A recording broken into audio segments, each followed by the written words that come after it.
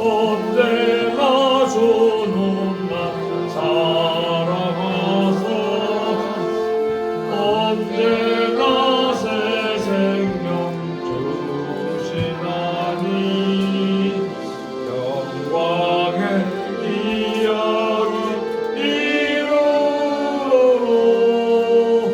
언제나 주만 바라봅니다.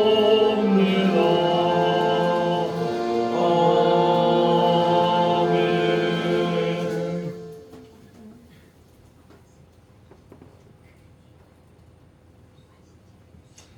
539장 찬양드립니다. 539장.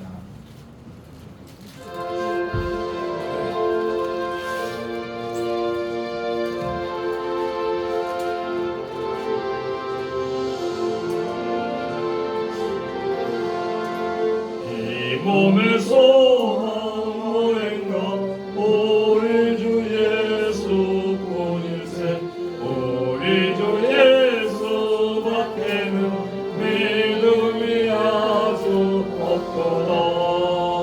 굳건한 반석이시니 그 위에 내가 서리라 그 위에 내가 서리라. 무섭게 바람 부는 밤 물결이 높이 설렐 때 우리 주 크신 은혜에 소망에 닿을 누리라.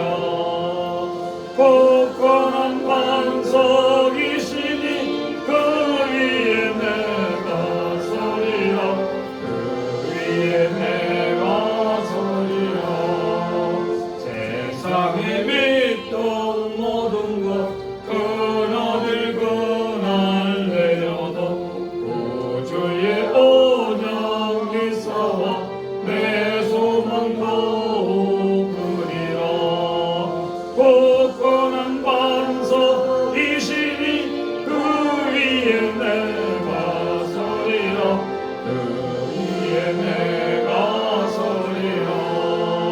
바라던 천국 올라가 하나님 전에 배울 때 구주의 은을 힘입어 어여시 앞에 서리라. 굳건한 반석이시니 그 위에 내가 서리라 그 위에 내가 서리라.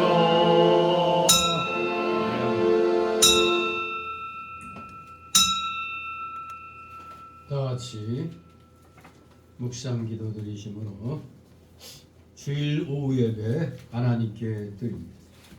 다 같이 묵도 드립니다.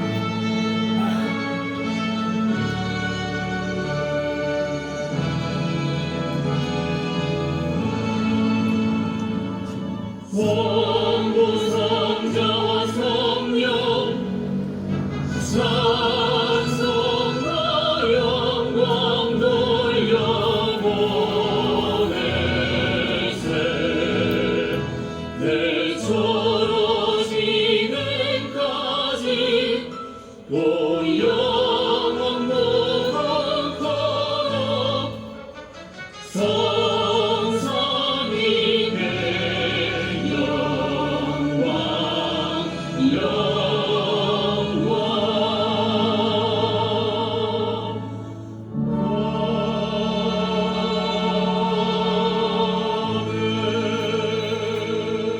내가 평안히 눕고 자기도 하리니 나를 안전히 거하게 하시는 이는 오직 여호와시니이다. 아멘. 다 같이 사도신경으로 신앙 고백 하나님께 드립니다.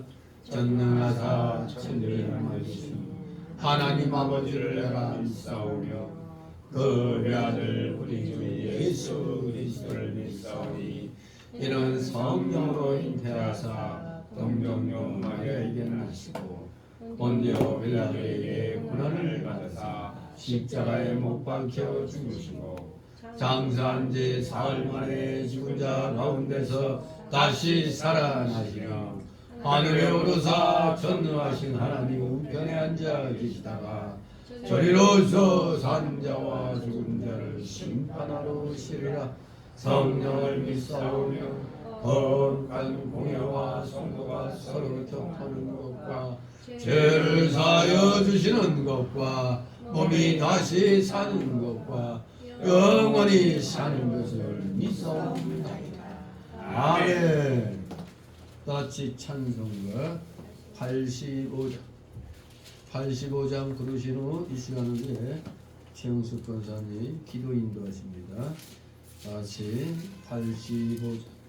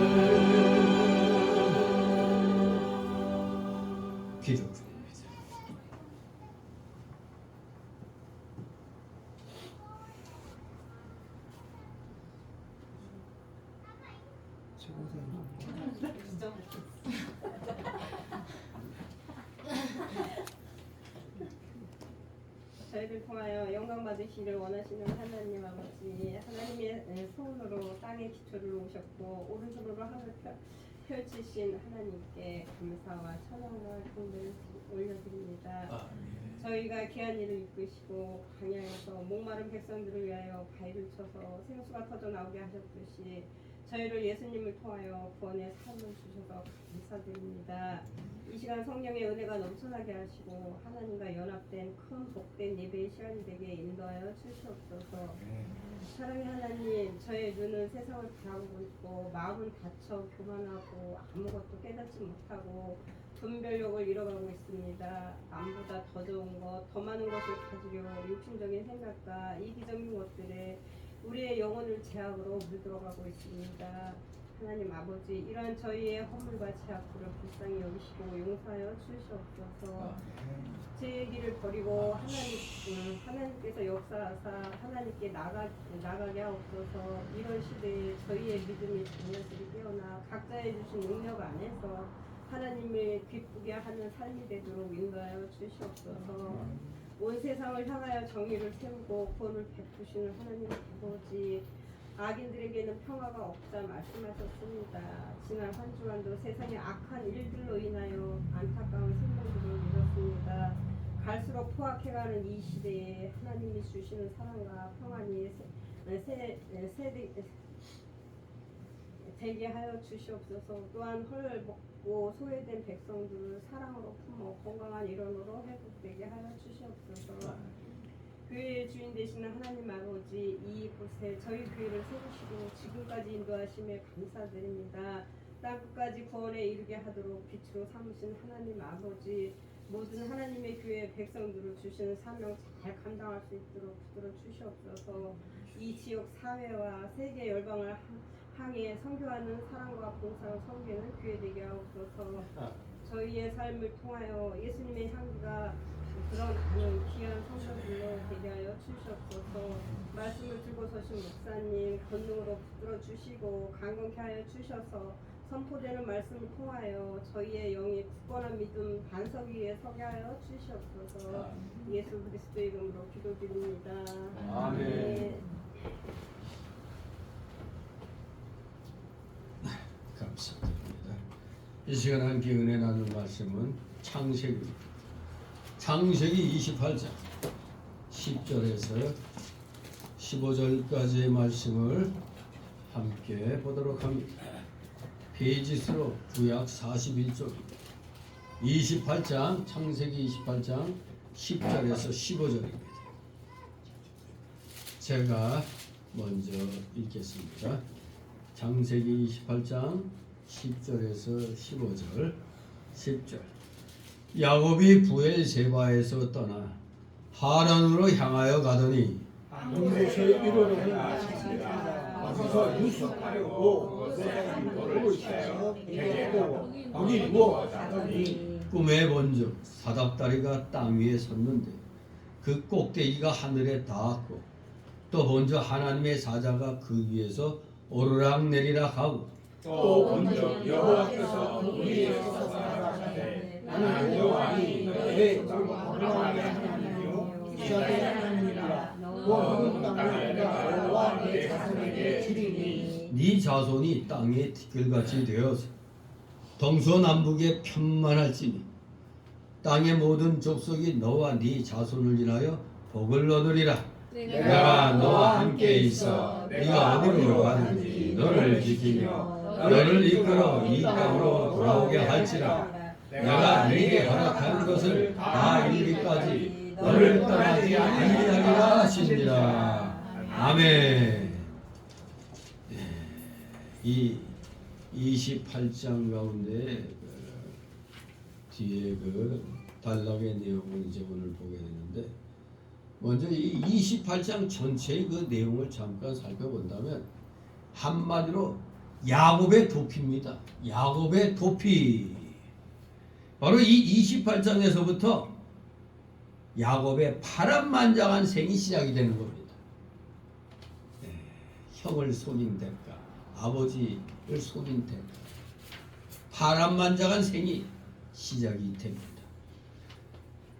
즉 아비를 속여 장자의 축복을 빼앗은 후 형 에서의 보복을 피해서 어미의 집 가나안 땅 부엘세바를 떠나 무려 800km나 멀리 떨어진 외가 밧단 아람까지 단신으로 도망치듯 집을 빠져나오는데, 그때 그의 나이는 뭔가 이상하게 참 비슷하죠.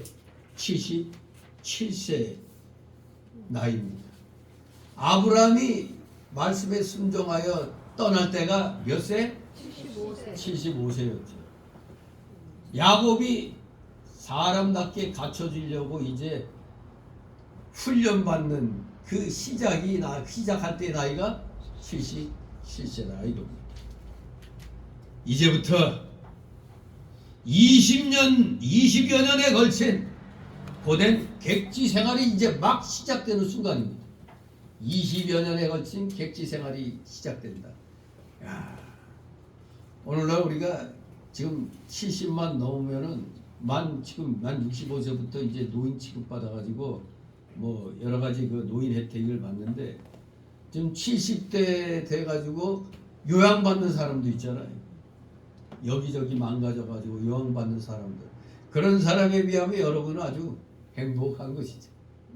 네. 근데 우리는 이 정도 나이 되면 아유 이 나이에 뭘 얼마나 더 열심히 하겠어 하는데 아니 야곱은 본격적으로 77세부터 이제 훈련받기 시작합니다. 아브라함도 75세가 돼서 훈련이 시작되었어요. 참말로 우리가 오늘날 뭐 100세 시대 하지만 이 아브라함 뭐 이삭 야곱 시대는 기본이 100몇십 세니까 뭐 청춘이라고 할 수 있겠죠. 아무튼 이제 20여 년에 걸친 고된 객지 생활이 지금 막 시작되는 순간입니다. 그러나 오늘 이 22장의 내용들을 보면은 무슨 야곱의 서글픈 처지를 기록하자는데 그 목적이 있는 게 아니라 그럼에도 불구하고 그를 사랑하시는 아브라함과 이삭의 하나님 여호와의 무조건적 사랑과 불멸의 은혜를 강조하는데 이 28장의 목적이 있는 겁니다. 하나님의 무조건적인 사랑과 불멸의 은혜 요걸 강조하는데 목적이 있는 겁니다. 바로 이 22장은 한마디로 우리에게 어떤 교훈을 주느냐 하면 선택한 백성은 어디를 가든 또 어떠한 처지가 되었든 늘 하나님께서 그와 함께 하신다. God is with us. 하나님이 우리와 함께 하십니다. 임마누엘. 또 외롭고 괴로운 때일수록 더욱 하나님의 은혜와 위로도 크게 역사하신다는 것을 우리에게 가르쳐 주는 겁니다. 그저 오늘날에는 형통의 신학이 이 성경 말씀을 잘못 또 가르쳐 가지고 무조건 예수 믿으면 잘 되는 거야. 무조건 잘 돼야 돼. 뭐 삐딱하게 되면은 예수 잘못 믿어서 그래. 이런 식으로 매도를 합니다. 정상적인 신앙인이 되기 위해서는 과정이 필요한 겁니다. 복을 받을 때가 돼도 그만큼 그런 과정을 거쳤기 때문에 복을 받는 겁니다. 그냥 예수 믿었다 요이 땡 하고 복이 쏟아지는 게 아닙니다. 과정이 필요한 겁니다. 우리에게는 이 세상을 훈련장으로 주셨기 때문에 때로는 힘들고 외롭고 괴로울 때가 많이 있습니다. 바로 그러한테 하나님의 은혜와 위로도 또한 더 같이 크게 역사하신다는 것을 우리는 깨달아야 됩니다. 자, 이 28장의 그 중간 이제 두 번째 단락이라고 얘기할 수가 있는데 야곱의 도피 내용이 이제 9절까지 되고 이제 10절부터 22절까지 일종의 야곱의 그 꿈의 얘기가 주된 중심점이 되겠습니다. 야곱의 꿈. 이제 그것을 저는 이제 오늘 제목 베델의 하나님이라는 제목으로 살펴보도록 합니다. 주로 장막에서만 거하던 유순한 성격의 소유자 야곱에게 있어서 지팡이 하나만 손에 든 채 황급히 떠난 멀고도 낯선 하란 땅 외가를 향한 도피기는 진정 힘들고 괴로웠을 것입니다. 바로 이런 내용들이 야곱의 생애는 주의 택함을 입은 자라 할지라도 그 길이 순탄치 않다 이것을 보여주는 겁니다. 오늘 본문은 라반에게로 가던 중에 베델에서 하나님을 만난 것에 대해서 언급하고 있는 것입니다. 야곱은 편안한 장막 생활에서보다 오히려 이러한 역경 가운데서 하나님과의 깊은 영적 교제를 맛보았습니다. 이게 오늘의 그 내용입니다. 깊은 영적 교제, 이것을 꿈을 통해서 이제 맛보게 되는데, 그야말로 불타는 신앙으로, 이제 그 뒤에 보면 그 불타는 신앙으로 진실하게 하나님께 서원도 드리는 아주 그런 소중한 경험을 16절 이하에서 갖게 되는 겁니다. 참으로 야곱의 이 삶, 환난의 삶을 살아가는 우리 성도에게 뭔가 귀한 교훈을 주는 것입니다. 오늘 이 10절 15절을 두 단락으로 소단락으로 나누어서 봅니다.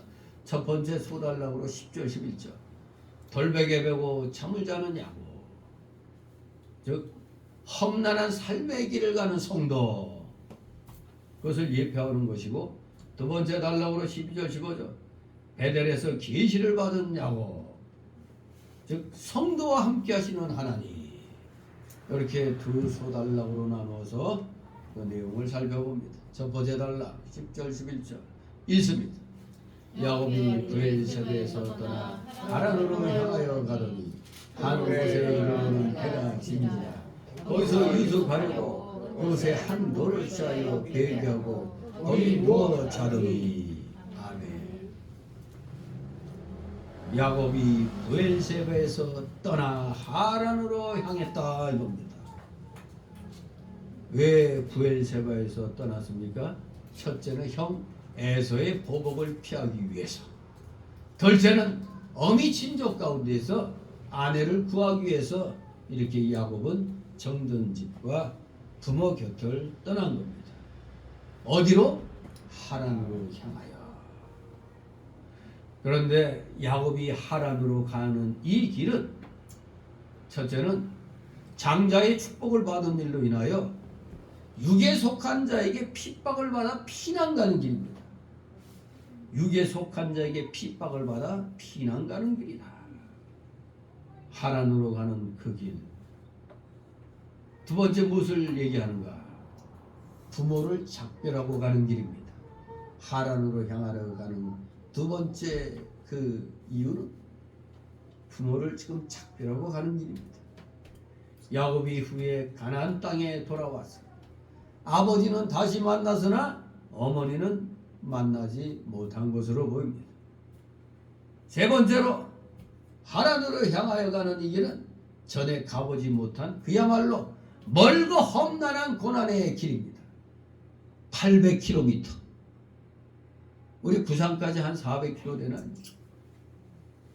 그것도 그냥 열심히 밟으면 대여섯 시간 그렇게 걸리는데, 여기에서 부산까지 2배 거리인데, 그땐 자동차가 없고 걸어서 가든 낙타를 타고 가든 하여간 고달픈 험난한 길입니다. 오늘날처럼 무슨 잘 아스팔트가 깔린 것도 아니고,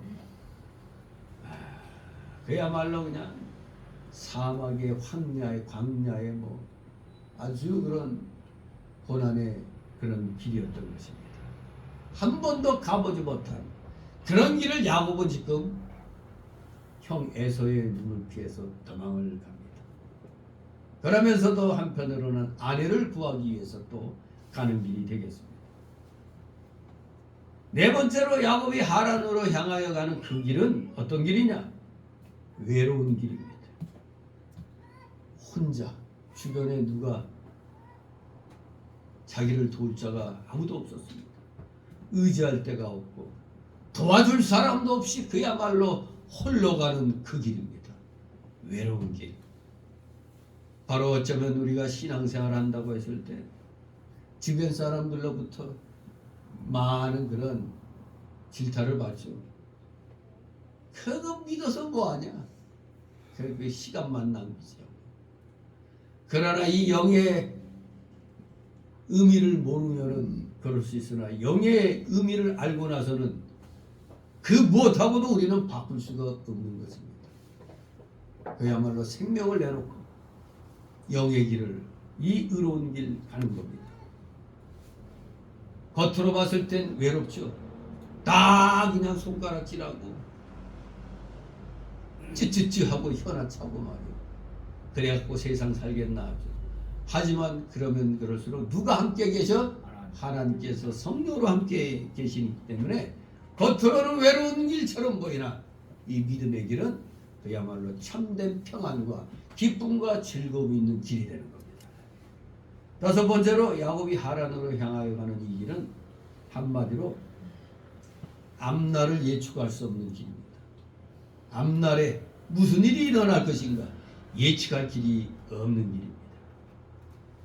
과연 외삼촌 때까지 무사히 도착할 수 있을지 알 수가 없고, 또 그곳에 잘 갔다 하더라도 그곳에서 내가 과연 잘 있게 될 것인가, 박대 받아가지고 또 무슨 곤욕 치르지 않을까, 이런 일도 있을 수 있잖아요. 그러면서 언제 돌아갈 것인가 기약이 없습니다.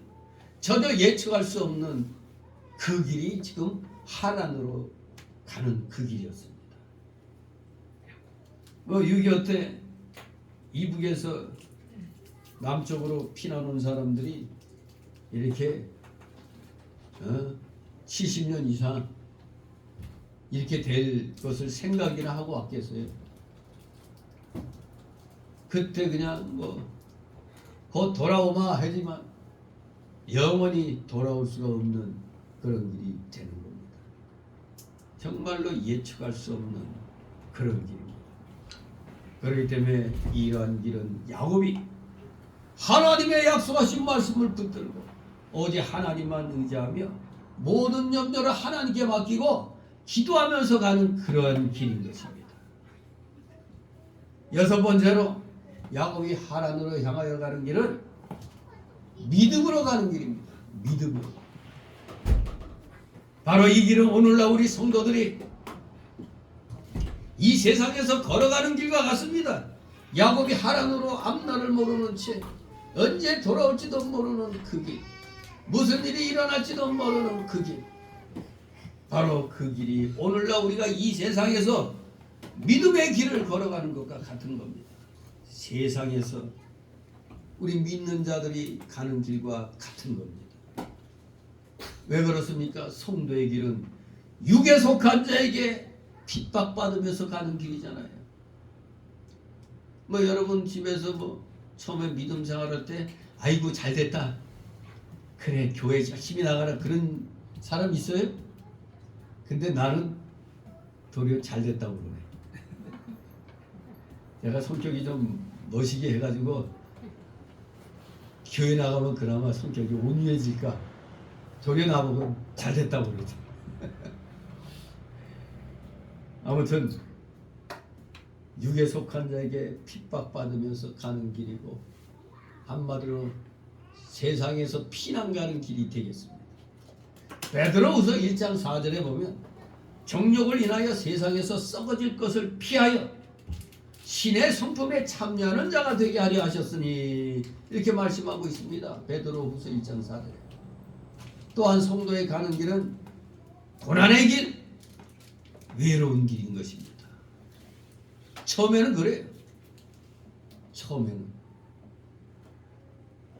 찬송가에도 내 고생하는 거 옛야곱이 돌베개 자고 앞에 고장 갔습니다. 이런 찬송가 있죠. 야곱이 잠재 이런 찬송이 있듯이 돌베개 베고자인데, 우리 푹신한 베개 베고자도 잠이 올까 말까 하는데 딱딱한 돌을 갖다 이렇게 개고 잔다는 게 이거 참 처량한 거죠. 성도에 가는 길은 바로 이겁니다. 돌베개 자는 것과 같이 고달픈 길이요, 아무도 도와주지 않는 외로운 길이라 할 수가 있습니다. 또한 앞으로 어떠한 일이 일어날지 예측할 수 없는 길이 우리 성도의 길입니다. 지금은 좋은 세상이라 그렇지 나라가 공산화되면은 제 거다 무슨 일이 일어나겠습니까? 기독교인부터 잡아 적시는 겁니다. 이 정신 나간 사람들은 아니 저 베트남 봐라 그 공사나 됐어도 지금 살만하지 않느냐 이렇게 얘기를 하는데 그들이 뭘 간과하고 있냐면 옛 그 월남의 그 수도가 어디죠? 사이공이었죠. 사이공. 지금은 호치민시로 바뀌었죠. 왜? 북이 남을 정복했으니까 호치민이 그 북의 월맹의 그 소위 말하는 이 대한민국에서 저 좌파들이 아주 신같이 모시는 김대중이 같은 그런 인물이 호치민이에요. 김대중 같은 자가 호치민 같은 그런 걸 받는 겁니다. 그 호치민시에 뭐 보면은 TV로 보면 공산화됐는데도 괜찮네 그런 마음 들죠. 그런데 거기에 사는 사람들은 옛날에 자유월남에서 살던 노인네들과 자유민주주의에서 살던 사람들은 하나도 없습니다. 다 죽거나 다 소개돼가지고 북베트남 사람들이 거기 와서 사는 거예요. 그런데 우리도 만약에 이북에게 전쟁에서 지면은 다 소개됩니다. 우리가 살던 데는 다 이북의 사람들이 와서 살게 됩니다. 호남 사람들은 저 한경도로 옮겨지고 영남 사람들은 다 저 평안도로 양강도로 그렇게 짜여져 있어요. 그 황야엽 씨가 그때 김정일 책상에 그 놓인 거 그거 보고 1,000만 명은 다 죽이고 그게 바로 공무원, 군인, 경찰, 교수 그리고 종교인 다 죽이고 나머지 1,000만 명 살겠다고 막 도망가는 건 바닷속에 빠져 죽든 뭐하든 나 내팽겨두고 나머지 3천만하고 북한에 2천만하고 옹기종기 사이좋게 잘 살자 그겁니다. 정말로 어떠한 것이 이루어지기 전까지는 희생의 피가 엄청 흘러야 돼요. 10년 동안 메콩 강물이 뻘겋게 물들었다고 그랬어요. 숙청돼가지고 집단 수용소 같은 데 가서 아예 치료도 안 해줘서 병 걸리면 그냥 죽게 만들었어요. 죽게 그냥 놔뒀단 말이에요. 정신개조한다고 그냥. 그러다 10년 너간에 뭐가 되는 게 없으니까 결국에는 이제 그때부터 숙청된 사람들 가운데 조금 머리가 있는 사람들 이제 찾아서 불러들이고 그러니까 10년이 지나니까 우리말에도 10년이 지나면 강산도 변한다고 서로 죽이고 살리고 할 때에는 아무나 하여간에 원수 같은 놈이다 생각하면 다 죽였단 말이에요. 다 잡아가지고. 근데 그것도 10년 지나니까 이제 뭐 청소가 됐을 거 아니에요. 노인네들은 다 죽고. 지금 세계에서 제일 젊은 민족이 캄보디아일 거예요. 왜? 킬링 필드로 대부분 부모 세대는 다 죽였잖아요. 다. 정말로 끔찍한 일인 것입니다. 끔찍해요. 정말로 우리 기독교인들 세상이 험해지면은 아무도 우리 기독교인들 돌아보지 않습니다. 아마 서로 저 사람이 기독교인이요, 저자가 목사요, 장로요, 권사요, 집사요 하고 이제 고발하는 것만 남았겠죠. 우리 기독교인들 이 세상길 특히 우리나라 같은 경우 오늘날 우리 국민들이 이런 정신 상태로 계속 있으면은 우리도 언제 물갈이 될지 모르는 겁니다. 그 코로나 팬데믹 기간에 그 잠깐의 기간인데도 우리 기독교가 얼마나 그냥 손가락질 당하고 그때 문재인 정권의 아부한 목사들 찍소리도 못했던 것들이 지금 와가지고 무슨 참 악한 놈들이 많아요. 이렇게. 지금 대한민국 교회가 절반이 좌경화된 게 목사들 책임입니다. 왜? 아 목사가 무슨 정치하는데 그 얘기하느냐 정치 얘기하는 거 아니다. 그러니까 이 공산화가 되는 겁니다. 교회도 다 공산화가 돼버리는 거예요. 맨날 귀신 씌면 씨나라 까먹는 소리나 해야 되니까 맨날 은사 찾고 복복복 찾다가 불의와 맞서 싸우지 않은 대가로 다 죽게 되는 겁니다. 분명히 알아야 됩니다. 우리 성도에 가는 길은 진리의 길입니다. 세상에서 볼 때는 그야말로 우리는 자칫하면 저것들은 세상에서 필요 없는 놈들이다 이렇게 될 수가 있어요. 핍박받는 길, 외로운 길입니다. 나라의 앞날이 불투명하면 우리 기독교인들은 지금 가만히 보세요. 지금 잘 먹고 잘 사는 목사들, 교회들, 목사들 다 자기 자식들 다 어디가 있어요? 그냥 미국 가 있어요. 아마 유사시에 가서 만약에 좋지 않은 세월이 오면 미국으로 튄다는 거예요. 미국으로 가면 된다 이거지. 그러니 그런 자들이 무슨 불의에 대해서 싸우려고 하겠어요. 어떻게든지 요 때만 잘 모면하면 되겠다. 이런 생각하고 있죠. 지금 우리나라 이 정치 상황은 만에 하나 이 정권에서 부정선거 그거 못 잡으면은 다음 총선이고 대선이고 다 없습니다. 다 끝장나는 거예요. 바로 급속히 연방제, 낮은 단계 연방제로 들어가서 결국에는 공산화 길로 가는 겁니다.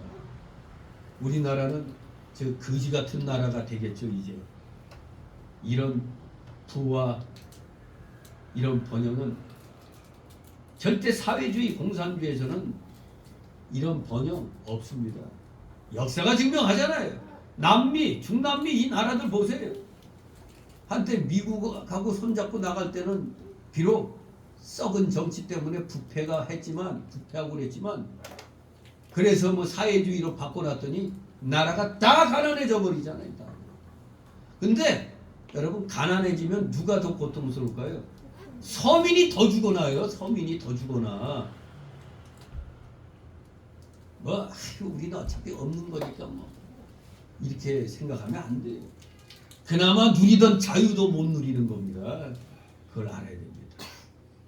정말로 예측 불허의 그런 길이 이 대한민국에 국민들이 정신 못 차리면 예측 불허의 길이 놓이게 되는 겁니다. 우리 대한민국 기독교계의 길이 예측 불허의 이런 길이 되는 겁니다. 그런데 우리 기독교의 특징은 뭡니까? 환난과 고통을 당할 때 무너집니까? 어때요? 환난과 고통 당할 때 더욱더 강력하게 믿음으로 일어나죠. 하나님을 더욱 의뢰하고 기도함으로 역설적인 일이 일어납니다. 풍랑이 인연하여 무너지는 게 아니라 그 풍랑 타고 더 빨리 전진해 나가게 되는 겁니다. 풍랑이 나여 더 빨리 믿음의 길로 가는 겁니다. 우리가 초대교회 때 얼마나 그 많은 핍박이 있었어요. 짐승의 밥이 되기도 하고, 기독교인들을 십자가에 달아서 횃불놀이까지, 횃불같이 가로등같이 내려오는 데는 그렇게 만들어져요. 환난 가운데서 우리 성도들이 더욱더 간절히 기도하게 되면 하나님이 가까워지고 하나님의 능력을 힘있게 되는 겁니다. 어쩌면은 우리가 환난이 있는 게 신앙의 연단을 위해서는 더 좋다 이렇게 얘기를 역설적으로 하기도 하죠. 편하면은 믿음 생활 잘할 것 같은데 지금 보세요. 미국이든 유럽이든 미국이든 지금 다 어떻게 돼요? 기독교계가 다 타락했잖아요. 도리어 유럽은 그냥 이슬람에게 다 팔려갖고 예배당이 그냥 이슬람 사원으로 바뀌어버리고 극장으로 바뀌고 막 그러잖아요. 편하고 잘 먹고 잘 살면 그렇게 돼요. 그렇기 때문에 역설적으로 기독교인에게는 약간의 자극제가 필요하다. 대한민국 기독교계에는 이런 살얼음판 위를 걷는 듯한 이런 국가의 위기가 어쩌면 신앙생활하는데 더 좋은 기회가 될 수도 있다. 역설적으로 그렇게 말할 수도 있습니다. 왜 이렇게 어려움이 오니까 어느 교회가 진짜 교회고 어느 목사가 진짜 목사 같고 그게 드러나잖아요. 찍소리 못하던 것들이 마치 무슨 대단한 그거 한 거지.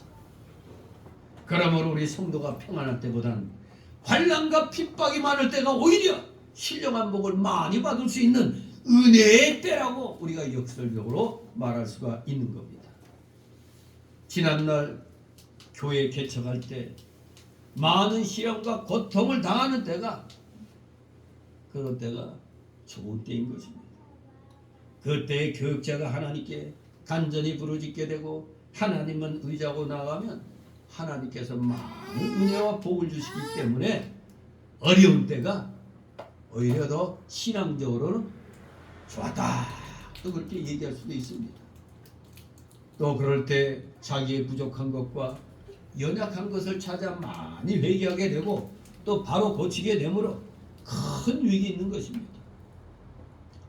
제가 어제 교육원에 앉아서 지난날 그 이메일을 통해 가지고 우리 교인들 그 2006년도 7년도 뭐 그런 기도 제목 같은 거 쭉 이렇게 이제 메일에서 이렇게 살펴보니까 그때 참 모두 다 열심히 한 것 같아요.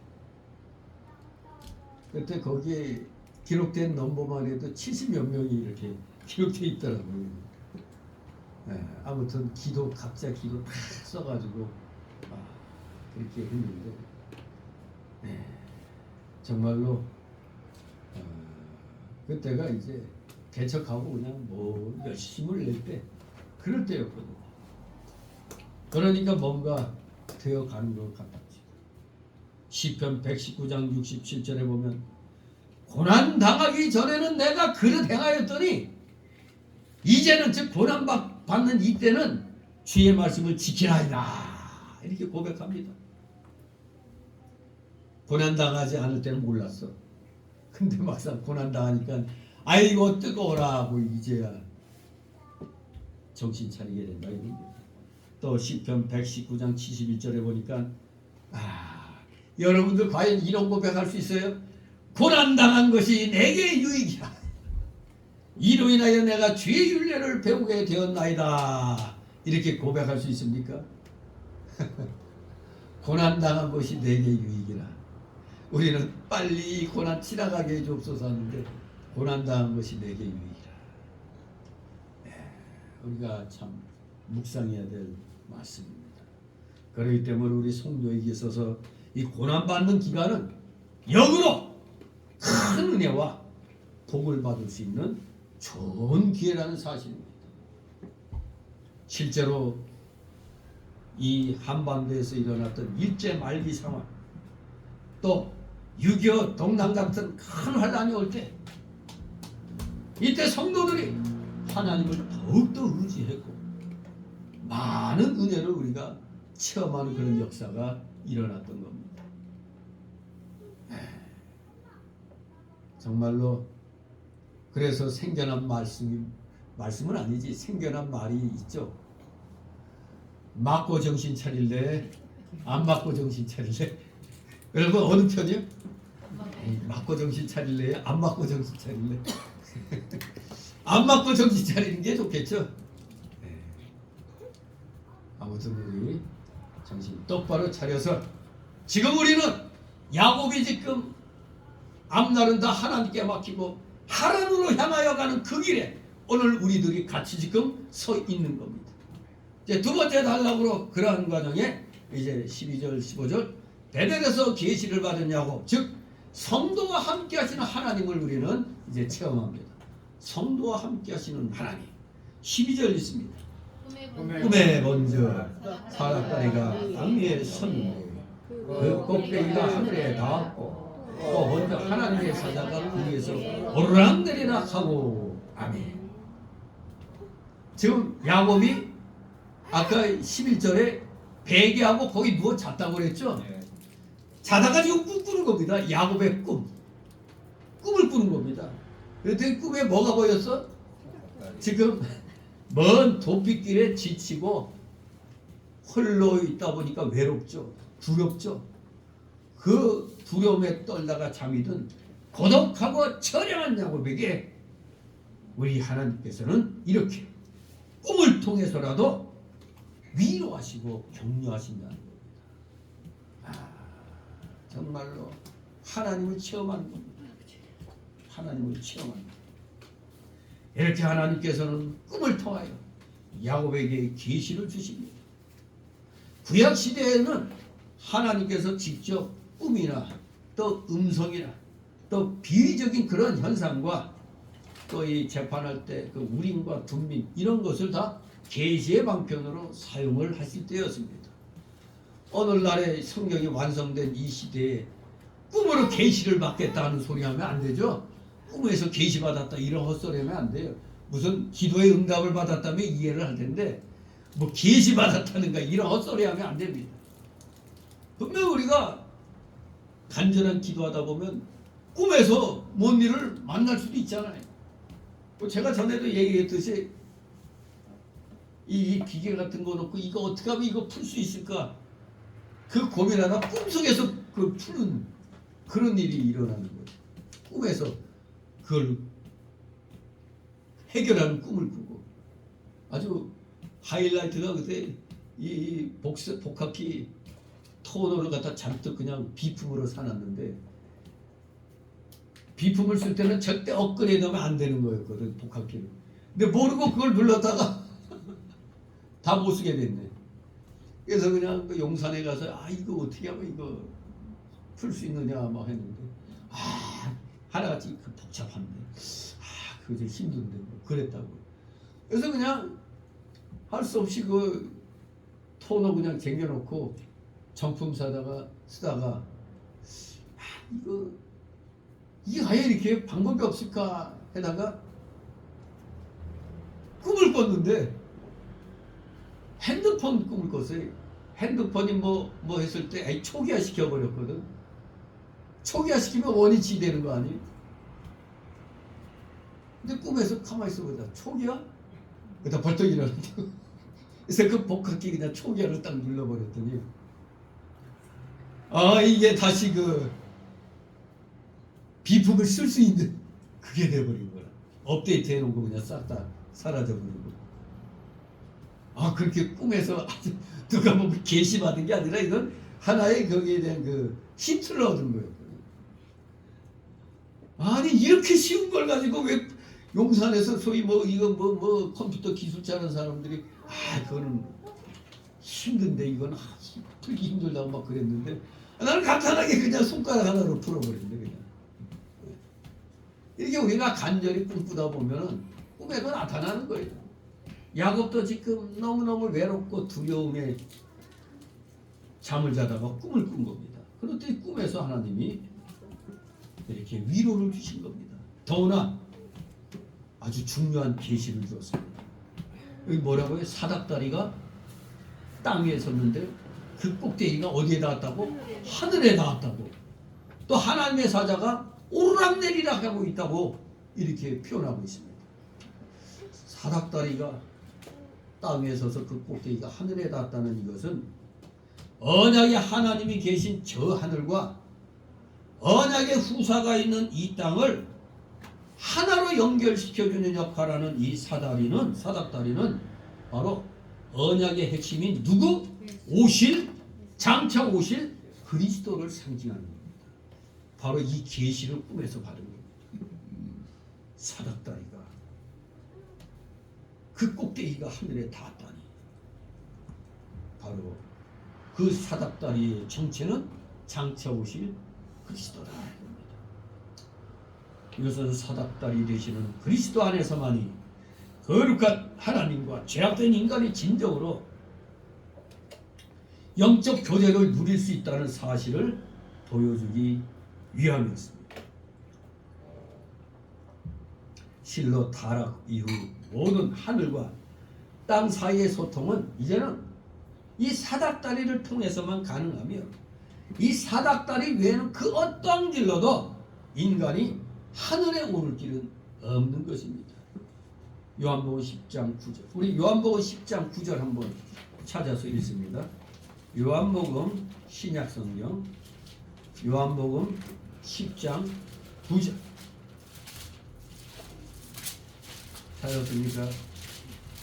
10장 9절 읽습니다. 시작. 내가 문이니 누구든지 나로 말미암아 들어가면 구원을 얻고 또는 들어가며 나오며 꼴을 얻으리라. 아멘. 문이라고 했어요. 양의 문이라고 했어요. 이것은 이 야곱이 꿈에서 본 사닥다리입니다. 사도행전 4장 12절에도 천하인간이 구원 얻을 만한 그 어떤 이름도 예수 그리스도 이름 외에는 주신 일이 없다고 그랬잖아요. 그렇습니다. 어떤 길로도 인간이 하늘에 오를 자는 없습니다. 그런데 이 사닥다리는 외롭고 초라한 신세로 두려움 속에 빠져있는 무기력한 야곱이 누워있었던 바로 그 땅 그 마음속에 우뚝 서 있었던 것입니다. 그런데 그냥 우뚝 서 있어서요? 그 꼭대기가 어디에 닿았다고? 하늘에 닿았다고 그랬습니다. 바로 이것은 우리가 예수 그리스도를 통해서만 하나님 앞에 갈 수 있음을 말하는 겁니다. 예수 그리스도를 통해서만. 예수 그리스도 외에는 그 어떤 이름도 주신 일이 없다고 그랬어요. 또 분명히 예수님만이 문이라고 그랬어요. 진실로 예수 그리스도는 우리를 하나님 앞으로 인도하는 사닥다리일 뿐만 아니라 하나님의 모든 은혜가 우리에게 내려오는 사닥다리입니다. 통로가 되는 겁니다. 우리도 하나님 앞으로 날마다 나아갈 수 있게 해요. 또 하늘로부터 은혜가 예수 그리스도를 통해서 내려오는 것입니다. 그 상징적인 표현이 하나님의 사자가 그 위에서 오르락내리락 한다고 표현하고 있습니다. 하나님의 사자가 오르락내리락, 즉 천사가, 사자는 천사, 즉 사닥다리 되시는 예수 그리스도를 통해서 하나님과 사람 사이의 교통이 이루어지게 됨을 가르치는 겁니다. 그리스도를 통하여 하나님의 사랑과 구원이 우리 사람과 만물에게 내려 우리 성도의 기도가 그리스도로 말미암아 하나님께 상달하게 되고 성도와 만물이 하나님께로 돌아가게 되는 겁니다. 이것을 바로 이 사닥다리, 하늘에 닿은 사닥다리, 그리고 오르락내리락하는 천사로 인해서 이렇게 하나님과 우리가 연결이 된다는 겁니다. 하나님이 야곱에게 특별히 이 계시를 주신 것은 장자의 축복, 즉 예수 그리스도로 말미암는 축복을 야곱에게 허락하여 주신다는 뜻입니다. 너 야곱에게 허락해 주신다는 뜻입니다. 그러므로 이제 야곱이 예수 그리스도로 말미암는 그 복을 이제 다 받게 되었던 것입니다. 13절 15절 있습니다. 또 먼저 여호와께서 그 위에 서서 가라사대 나는 여호와니 너의 조국 아브라함의 하나님이요 이삭의 하나님이라. 너 문 땅을 내가 너와 네 자손에게 주리니 네 자손이 땅에 특별같이 되어서 동서남북에 편만할지며 땅의 모든 족속이 너와 네 자손을 인하여 복을 얻으리라. 내가 너와 함께 있어 네가 어디로 가든지 너를 지키며 너를 이끌어 이 땅으로 돌아오게 할지라. 내가 네게 허락한 것을 다 이루기까지 너를 떠나지 않으리라 하시니라. 아멘. 내가 네게 허락한 것을 다 이루기까지 너를 떠나지 아니하리라. 바로 하나님께서 야곱에게 정리해 보니까 8가지의 복을 약속해 주셨어요. 이 8가지의 복. 첫째, 아브라함과 이삭에게 주신 약속대로 반드시 야곱을 구원해 주신다는 겁니다. 나는 여호와니, 나는 여호와라. 이 말씀의 뜻은 약속의 말씀을 지켜 구원해 주시는 하나님이시라는 뜻입니다. 여호와, 약속의 말씀을 지켜 구원해 주시는 하나님이시다. 반드시 너를 구해 주겠다. 구원해주겠다. 첫 번째 복의 약속입니다. 두 번째 복은 가나안 땅을 야곱과 그의 자손에게 주시겠다는 겁니다. 그게 어디 있어요? 너 누운 땅을 내가 너와 네 자손에게 주리니. 누가 하신 말씀? 여호와 하나님이. 야곱이 누운 땅은 루스입니다. 즉 베델 땅이에요. 베델. 그리고 가나안, 이방에 속한 땅입니다. 가나안에 속한 땅. 그런데 사실 그 가나안 땅은 이미 아브라함과 이삭에게 허락하신 약속의 땅입니다. 그 약속의 땅을 다시 너에게 주겠다. 거듭 약속을 하시는 것은 아브라함과 이삭과 야곱에게 주십니다. 세 번째 복의 약속은 야곱의 자손이 창성하게 하도록 창성해지도록 해주시겠다 이겁니다. 즉 궁극적으로 그리스도로 인하여 믿음의 자손이 많아질 것을 가리킵니다. 믿음의 자손이 많아지리라. 네 자손이 땅의 티끌같이 되어서 동서남북에 편만할지며. 그렇습니다.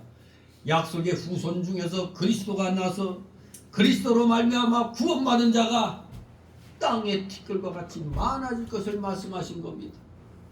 지금 전 세계적으로 기독교인이 정말 땅의 티끌과 같이 많아졌습니다. 이 말씀은 또 한편으로는 어떤 의미가 있느냐? 진리는 반드시 승리한다. 진리는 반드시 승리한다는 것을 의미해주고 있습니다. 네 자손이 땅의 티끌같이 되어서 동서남북에 편만해진다. 즉 진리는 이긴다 이겁니다. 지금은 야곱이 처량하게 돌베개 베고자 하는 외롭고 미약한 존재이지만 하나님이 주신 약속의 말씀이 있기 때문에 반드시 승리하고 복을 받을 것임을 이렇게 약속을 해 주셨습니다. 야곱의 자손이 창성하게 되리라. 네 번째 주신 약속, 네 번째 약속하신 복은 이거 아주 중요하죠. 야곱의 자손 중에서 그리스도가 나시며 그리스도로 말미암아 천하 만민이 복을 받게 될 것이다. 그게 어디 있어? 땅의 모든 족속이 너와 네 자손을 인하여 복을 얻으리라는 이 말씀이 바로 야곱의 자손 중에서 그리스도가 나신다는 겁니다. 그리스도로 말미암아 천하 만민이 복을 받게 될 것을 땅의 모든 족속이 너와 네 자손을 인하여 복을 얻으리라. 이렇게 말씀해 주셨습니다. 갈라디아서 3장 16절에 보면 이 약속들은 아브라함과 그 자손에게 말씀하신 것인데 여럿을 가리켜 그 자손들이라 하지 아니하시고 오직 하나를 가리켜 네 자손이라 하셨으니 곧 그리스도라. 곧 그리스도라. 진실로 야곱의 자손에서 그리스도가 나신다는 것. 그래서 천하 만민이 복을 받게 된다. 이러한 약속을 하셨습니다. 또 다섯 번째로 주시는 약속하신 복은 야곱과 함께 해주시겠다는 겁니다. 외로운 생활하는 외로운 험악한 길 가는 야곱에게 함께 해주시겠다고 약속하셨습니다. 하나님께서 야곱과 함께 하시는 것이 야곱이 다른 사람보다 나아서 함께 해주겠다는 게 아니라 그 야곱의 믿음 때문인 것입니다. 우리가 세상 믿지 않는 사람보다 뭐가 잘나갔고 하나님이 복 주시는 게 아니라 우리의 믿음 때문에 우리에게 복을 주신다는 겁니다. 믿음 때문에. 야곱이 하나님과 그리스도를 믿었고 바로 그에게는 하나님의 약속이 있었던 겁니다. 이렇게 신앙과 말씀이 있는 자에게는 하나님께서 세상 끝날까지 함께해 주신다는 것입니다. 얼마나 이 귀한 복된 약속입니까? 신앙과 말씀이 있으면 언제든지 하나님이 어떻게 한다고? 세상 끝날까지 같이 해주신다는 겁니다. 이것보다 더한 약속이 어디 있겠습니까? 세상 끝날까지 함께 해주시겠다. 뭘 보고? 신앙과 말씀을. 그리고 여섯 번째로 약속하신 복은 야곱이 어디로 가든지 지켜주신다는 겁니다. 야곱에게는 하나님의 약속이 있고 사명이 있기 때문에 그 일을 다 이루기까지 어디를 가든지 하나님이 지켜주신다고 하시는 겁니다. 하나님의 일을 다 이루기까지. 어떻게 보면 제가 지난달인가 제가 이제 그 숨겨져 있었던 그 천식이 그냥 도져가지고 거의 죽다 살아났어요. 그냥 거의 이러다 죽는 거 아닌가 하는 생각까지 들 정도로 이 기침이 끊어지질 않아. 그리고 그냥 헐락헐락 하는 게 아니라 온 몸이 퍽퍽 하니까 이게 진짜 그야말로 그냥 너무너무 괴로운 거예요. 그런데다가 머리까지 얼마나 아파. 그리고 한때 또 그냥 머리가 얼마나 아픈지 이거 MRI 찍어봐야 되는 거 아닌가. CT 찍었는데도 CT는 아무 이상 없어. 근데 머리가 그렇게 아픈 거예요. 그러다가 그때 우리 김근환 집사님이 그 기계 뭐예요? 그 비싼 기계. 그걸로 이렇게 근데 난 그거 없으니까 옛날 그거 이게 붙이는 거 있단 말이에요. 근데 그런 거는 이것도 되게 또 이게 붙여가지고 이게 좀 안 돼. 근데 쿠팡에서 그런 걸 갖다 짝대기 같이 만든 게 있어. 10,000원짜리. 이거 불편하니까 그 10,000원짜리라도 좀 해보자 했는데 그렇게 머리가 아픈데 기름 그렇게 싸구려더라도 이게 통하더라고. 그렇게 머리가 아팠는데 와 이거 진짜 머리 이상이 있는 줄 알았어요. MRI 찍어야 되나. 근데 그걸 갖다 이제 밤에 잘 때 그냥 여기다가 계속 대서. 근데 어느 날 깜짝같이 머리가 돌아픈 거예요. 그래서 그 재미를 봐가지고 좀 이런 데가 하면은 밤에도 자다가도 허리에다 대고 목에다 대고 막 이래요. 근데 그게 이 싸구려라 이 건전지 넣어갖고 하는 거야. 아무튼 어떤 구조인지 몰라도 그냥 일반 그 전기 이용하는 거니까 다른 거하고 비싼 거하고는 좀 차이가 있을 거라. 뭔가 달라도 다를 거란 말이에요. 그래도 그것도 통하더라고 궁하니까. 그래서 그때 머리 아픈 거 그렇게 넘겼는데 이 천식 그야말로 아마 우리 애도 이 집사람도 그렇게 기침하는 거 처음 본다고 그랬죠. 그야말로 이건 죽기 일보 직전이야. 이건 한번 기침 나오면 거의 그냥 정신이 없어질 정도로 그렇게 되어버리더라고요. 근데 속으로 이건 그래도 명색이 목사인데 하나님이 여기서 저 데려가실 겁니까? 맡기신 사명이 그래도 있으면 아직은 아닌 것 같은데 그러면서 하나님 좀 낫게 해달라고 이제 기도하면서 했는데 정말 그냥 너무 견디기 힘들어서 한번 그 응급실에 한번 이렇게 갔는데 갈 때 못하더라고. 도리어 한 번간 갔다 와도 헛고요. 응급실 가봐요. 이것들이 쓸데없이 돈만 벌려고 자꾸 뭘 피 뽑고 뭐 하려고 막 하고 있어.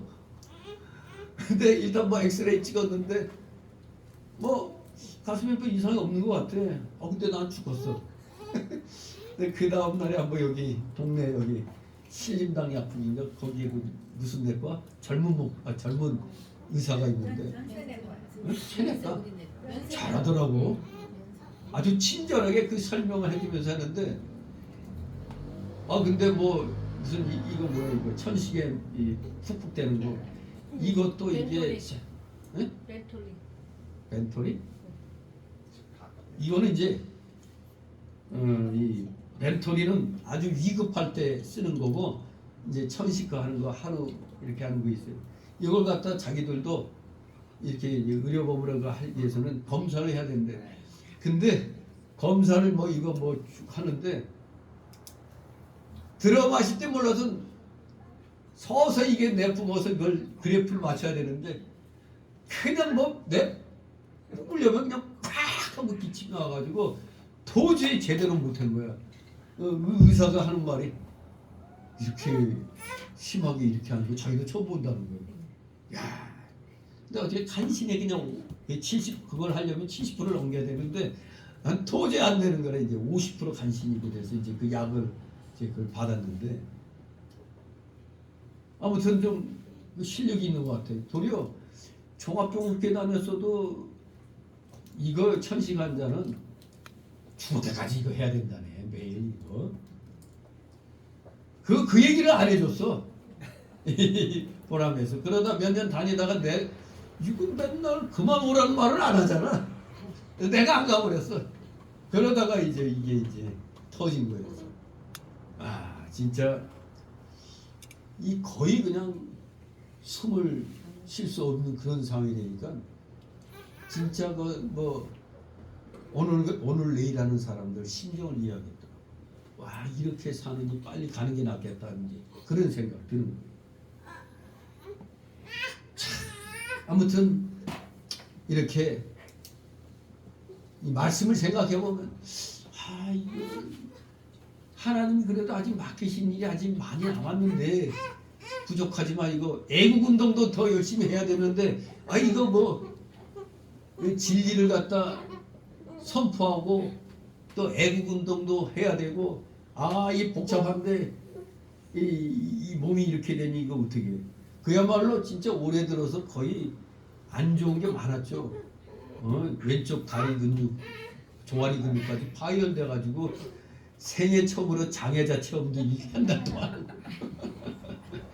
그래서 좀 이제 좀 나은가 했더니 한쪽 다리에 너무 힘이 들어가서 그런지 허리가 아파가지고 저 허리 때문에 지금 계속 고생하는 거거든요. 그래도 이렇게 보면은 조금씩 이렇게 회복이 되는 걸 느끼거든요, 제가. 아직은 좀 맡겨놓은 게 있으신가 보구나. 왜? 하나님의 약속이 있고 사명이 있기 때문에 그 일을 다 이루기까지 어디를 가든지 하나님이 지켜주시겠다고 야곱에게 약속하셨잖아요. 오늘날의 우리들도 이 신앙과 말씀을 갖고 있으면은 하나님이 우리를 권고하시는 거거든요. 우리를 생각하시는 거예요. 그러니까 쉽게 뭘 포기하거나 할 필요 없어요. 끝까지 한번 재도전해 보는 겁니다. 다시 한번. 왜? 하나님이 함께 해주신다고 했으니까. 자, 그리고 7번째로 복의 약속은 이제 기약할 길이 없자. 언제 돌아올까 했는데 야곱을 인도하여 가나안 땅으로 돌아오게 해주신다고 그랬어요. 이걸 약속해 주셨습니다. 하나님께서 아브라함 때부터 약속한 땅이기 때문에 반드시 야곱을 인도해서 그 땅 가나안으로 다시 돌아오게 해주시겠다고 분명히 약속을 하셨습니다. 그러니 야곱이 꿈에서 현실적으로는 괴롭고 외롭고 쓸쓸하고 두려웠어요. 그런데 하나님이 이렇게 꿈을 통해서 계시를 주시니까 힘이 나는 겁니다. 더구나 8번째 그 약속은 뭡니까? 이거 진짜 모든 걸 다 총망라하거나 똑같죠?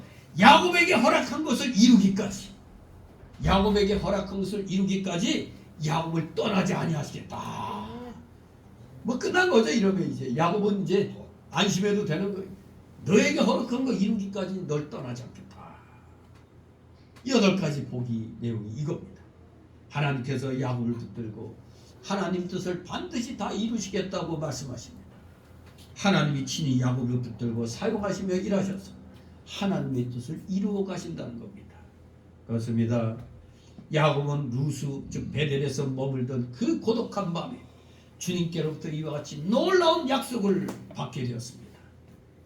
그렇습니다. 우리 인간의 공경은 위대한 내일을 위해서 디딤돌이 되는 경우가 허다함을 알아야 됩니다. 그래서 우리는 열악한 환경이나 여건 가운데 놓여 있지만서도 우리는 더욱더 주의 약속을 온전히 신뢰하도록 힘써야 하는 겁니다. 주의 약속을 믿는 자들은 절대 이 세상의 부여에 마음을 빼앗기게 되는 법이 없는 것입니다. 그러므로 우리는 인생을 주님 안에서 감사하며 적극적으로 살아야 되는 겁니다. 적극적으로 살자 이겁니다. 괜히 힘들다고 자살하면 안 되는 겁니다. 적극적으로 하나님이 허락하신 내 생명 다할 때까지 적극적으로 살아야 됩니다. 아멘. 바로 그럴 때 기쁨이 있는 겁니다. 우리 모두 적극적인 인생을 살아가시는 여러분 되셔서 하나님께 영광 돌려드리고 하나님을 기쁘게 해드리는 여러분 되시기를 주님의 이름으로 축원합니다. 기도합니다. 거룩하신 하나님 아버지, 은혜를 감사드립니다. 야곱의 이 외로운 이 길을 통해서 오늘날 우리들도 혹시라도 믿음 생활하는 가운데 주변으로부터 따돌림 받고 가족들로부터 공경을 치르고 있는 우리 성도들은 없는지, 그럴 때마다 하나님께서 야곱에게 약속하신 이 복을 기억하여 우리도 야곱의 그 믿음의 후손이라는 걸 분명히 확신을 가지고 하나님 앞에 간절히 구함으로써 모든 어려운 상황들을 믿음으로 기도로 이겨나가는, 그래야 하나님을 기쁘게 드리는 우리 사랑하시는 자녀들, 적극적인 삶을 살아가는 우리 모두 되게 하여 주시옵소서. 감사드리며 예수 그리스도 이름으로 기도드리옵나이다. 아멘. 같이 찬송가 533장 찬송입니다.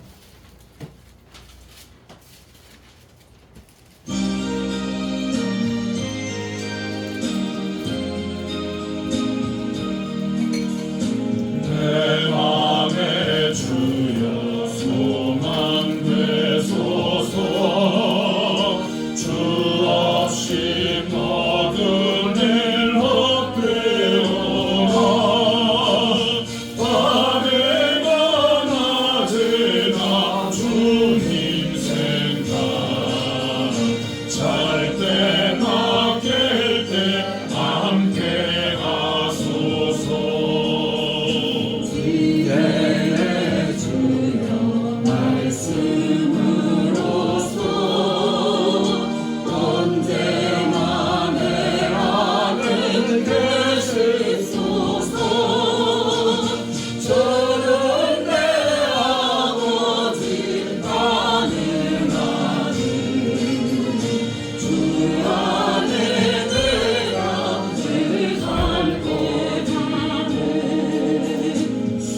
세상의 영광은 안 되어들 언제나 주님은 나의 기여. 주님만 내 맘에 계시오니 영원한 주님 참 귀하셔라.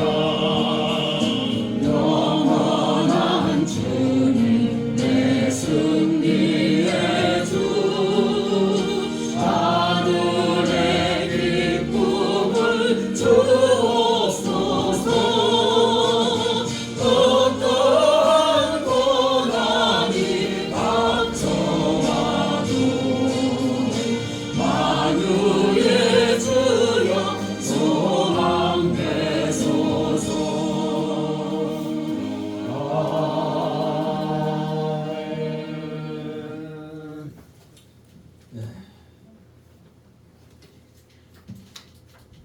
내일 우리 대한신학연구원 방학한 건 아닌데 개강이 한 마리 나왔거든요.